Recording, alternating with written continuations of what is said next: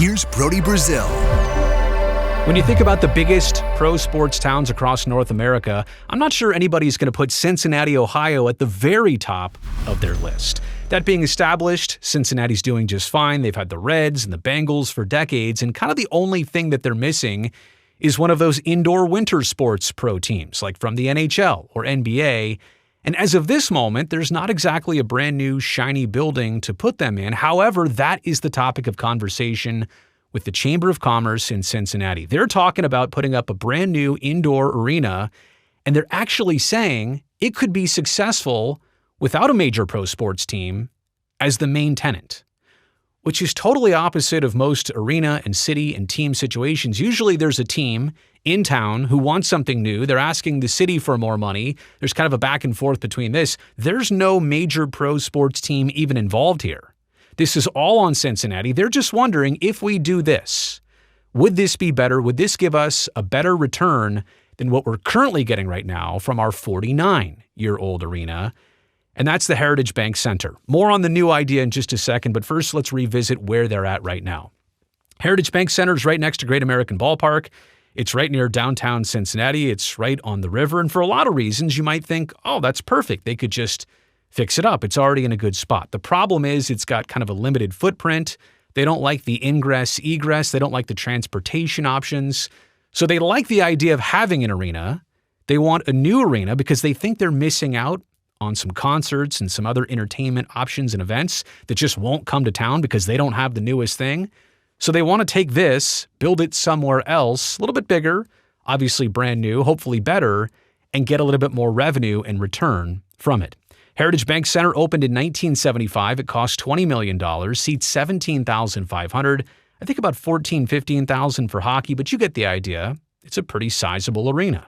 And over the decades, it's definitely served its purpose and done so well. It's hosted pro and minor league hockey games and teams and leagues and indoor soccer, arena football, basketball events, NCAA tournament events, as well as concerts and so much more. But again, their problem right now is that they're feeling like in Cincinnati, they could draw more events than about the 90 that they're doing here in 2024. And again, for a 50-year-old building, this isn't bad. They're just trying to maximize what they're getting out of it. And in the process, if somewhere down the road they could draw in an NBA team or an NHL team, that would obviously be like icing on the cake.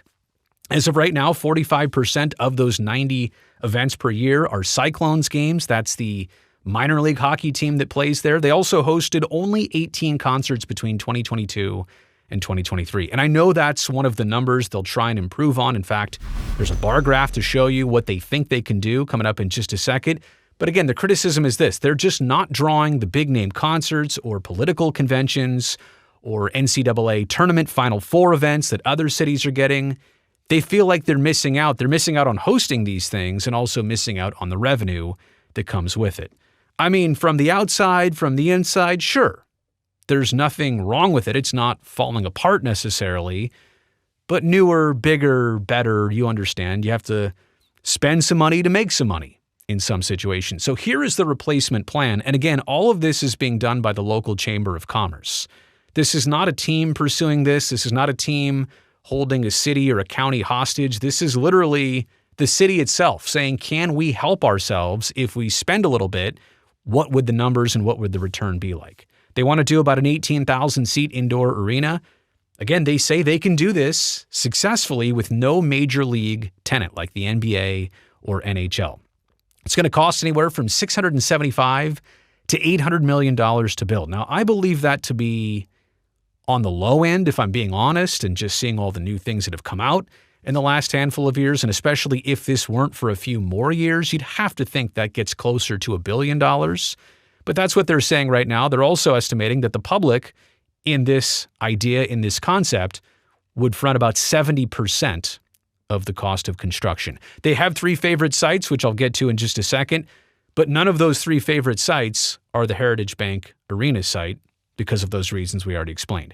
Here's part of the replacement plan and what they think they could do. They would go from 90 events to about 116 events. Now, I apologize because the text and the graph is small on your screen here, but what they're doing is comparing the old arena on the far left to the new arena right next to it. It's outlined there in the dotted and dashed lines. They want to go from 90 to 116 events. That would put them well ahead of places like the T-Mobile Center in Kansas City, Missouri, Rupp Arena in Kentucky, CFG Bank Arena in Baltimore, the KFC Yum Center. Yes, that's really what it's called in Louisville, the CHI Health Center in Omaha, Nebraska. What they've done here is picked comparable towns and cities and sizes of arenas, and they're saying this is what they do. These are the types of events they get. We're not getting all of that. We can do more. We want to get more.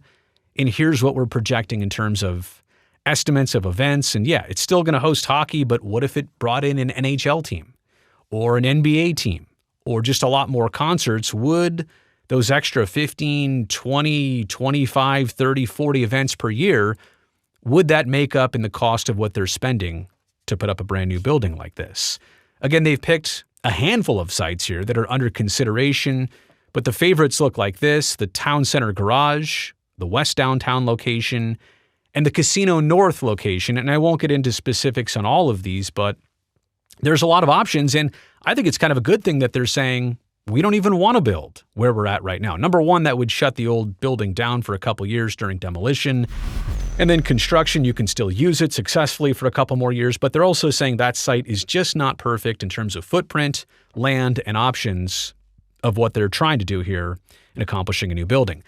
Now, it's also kind of a side story here because about a month ago, within the last month, in Cincinnati, the county was talking about maybe putting a roof over Paycor Stadium. They came out with renderings of the roof over the existing building and everything, and kind of the conversation and question among Bengals fans was, do we actually even want this? Our football team going from playing its games outdoors in a more traditional venue to something like this, being permanently indoors because of the roof structure. Now, it really wasn't about the football team, more about making this a multi-purpose venue.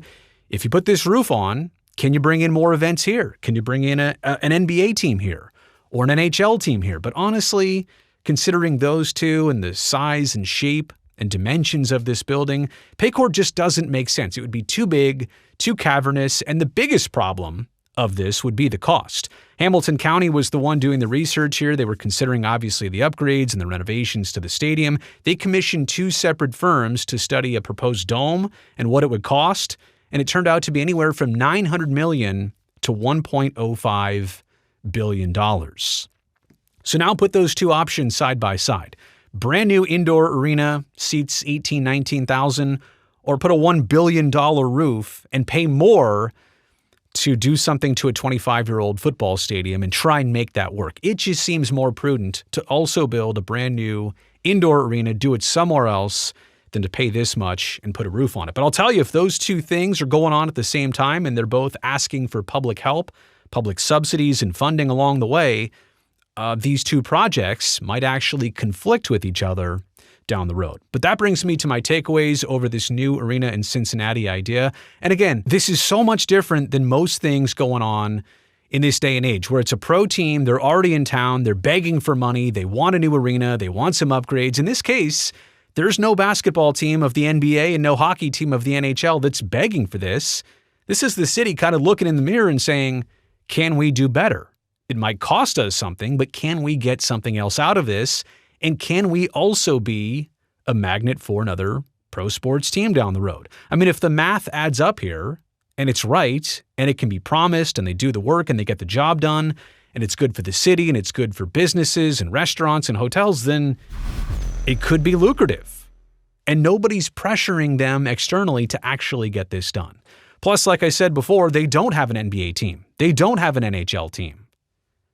But having a building and something like this does so much for you. You can't make it any easier on the NBA, potentially, or the NHL, potentially, by saying, we've got a brand new arena. You can come play here. You can try out some exhibition games, do whatever you want. But once you build it, it's going down the path of at least opening that door to those two sports leagues. Now, I'm not here to say that the NBA or NHL are expanding anytime soon, because I do not believe that to be the case. I hope Cincinnati is realistically considering that. But what they're just saying here is that it's an option. It becomes an option by having this building. However, they don't even need a major pro sports team to draw in more business, to drum up more revenue. and to make this thing successful. So Cincinnati wants this. They can have the discussion. They can figure out what they want to do. But yeah, it's kind of refreshing to not see a sports team pressuring them into a situation like that. That's the end of this video. Thanks for making it here all the way to the final seconds. Really appreciate that. Thumbs up down below. Greatly helps me, this video, and this channel. And by the way, before it ends, go down there and make sure you hit that subscribe button. That way I can definitely see you back here next time.